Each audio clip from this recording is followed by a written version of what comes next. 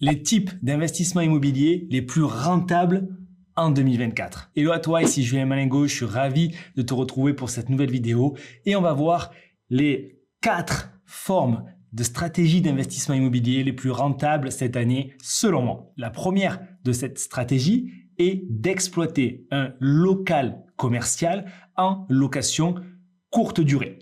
On peut faire de la courte durée premium, on peut faire de la courte durée différenciante, par exemple avoir un bookstore dans une vitrine avec un local commercial et derrière mettre une habitation. Ça marche énormément et surtout, ça a l'avantage principal que il y a beaucoup de locales commerciales disponibles comme conséquence de Covid et du télétravail. Donc là, ça, c'est la première opportunité à saisir cette année. La deuxième opportunité qui va dans ce sens est de transformer ce même local commercial en habitation. D'accord? Donc là, il va y avoir d'autres règles à respecter, notamment le PLU, voir avec la ville si c'est OK, s'ils acceptent cette transformation. Ça va dépendre de leur politique du logement, s'ils sont tendus, pas tendus, en recherche de plus d'habitations ou de plus de locaux commerciaux.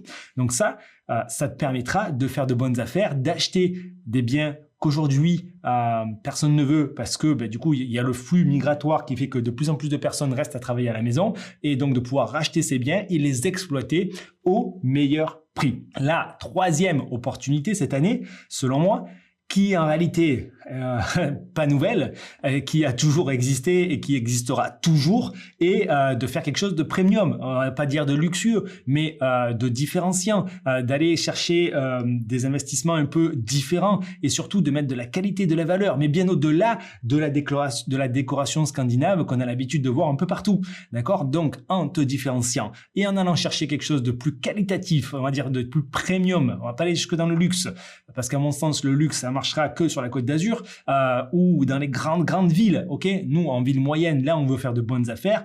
Si on se retrouve à un prix exorbitant au mètre carré, ça sera compliqué de revendre si un jour on doit revendre parce que potentiellement il n'y aura pas les acheteurs avec la capacité de financement nécessaire. Mais en mettant la juste qualité là où il faut et en se différenciant, on va s'assurer des nuitées plus chères et un meilleur taux de remplissage. Pour ça, tu peux faire plein de stratégies à la mode, pas à la mode. Tu te différencies, il en existe des dizaines et surtout, tu mets de la qualité, du premium pour louer cher, louer souvent et être au-dessus des appartements scandinaves que on voit partout publiés sur Airbnb, Booking depuis les 5 dernières années. La dernière stratégie qui, comme la précédente, existe depuis très longtemps et restera présente encore pendant très longtemps, qui n'est pas un effet de mode, mais qui est simplement le résultat d'une équation mathématique qui permet d'avoir de très bons résultats, c'est donc de diviser des appartements, de diviser des maisons, de diviser des terrains parce que tu vas acheter en gros et tu vas revendre à l'unité, louer à l'unité plus cher.